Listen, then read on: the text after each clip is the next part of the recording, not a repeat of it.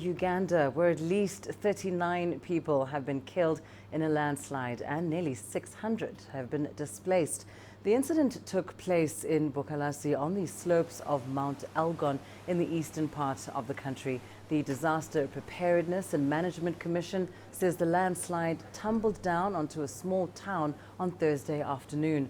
Rescue teams are on the ground searching for survivors. The landslide was triggered by heavy rains earlier this week. Rivers have burst their banks, flooding entire villages and sweeping away houses and livestock. The Bududa area is near Uganda's border with Kenya.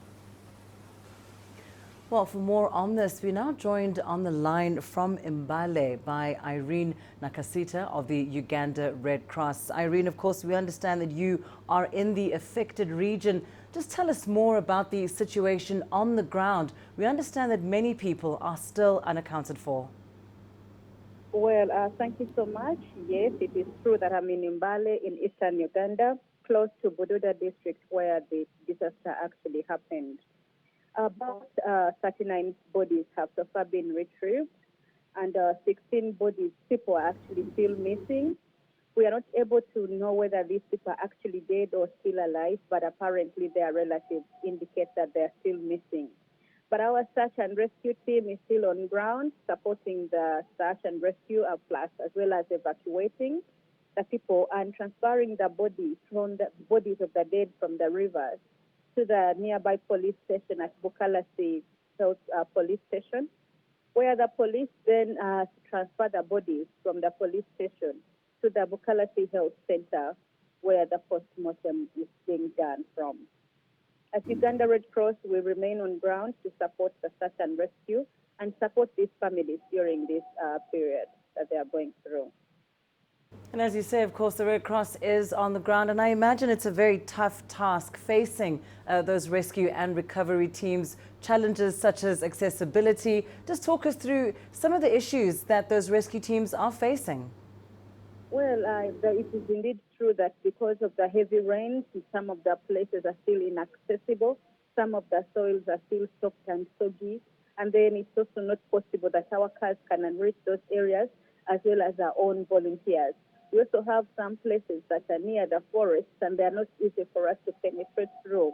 But then we are working closely with the police to see that we can at least enter into the forest and search for some missing people.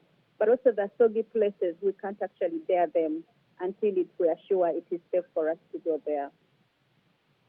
And Irene, of course, as you mentioned, 39 people that have been killed in this incident. We know that many, of course, have been displaced. Others have been injured. Just talk us through the condition of the survivors, what kind of attention they're getting, and just how long you think this operation will last.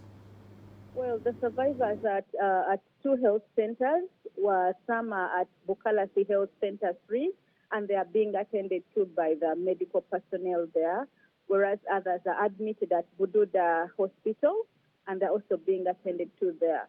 Apparently, we are looking at around 10 days for us to observe the situation and continue supporting the people. But once the situation still requires our urgent attention, we can extend up to a month period until we are sure people settle. I know the government has also indicated some plans of evacuating people and relocating them to another gazetted space. So I'm sure as Red Cross we will participate in that process as well and support the government efforts in making sure that the people are safe. And also continue sensitizing people, because from the meteorological center, it indicates that the rains are still with us, and I'm not sure how much the rains will actually be and how much damage or effect this can have on the population. So we continue sensitizing people to take heed, because heavy rains are normally a threat, and then we need to make sure that the people are safe. Irene Nakasita, thank you so much joining us there from Mbale. That's, of course, in that affected region. And as we heard there, that death toll now sitting at 39 people.